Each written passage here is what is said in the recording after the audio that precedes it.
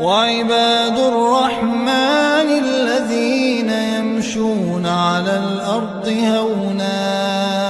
وإذا خاطبهم الجاهلون قالوا سلاما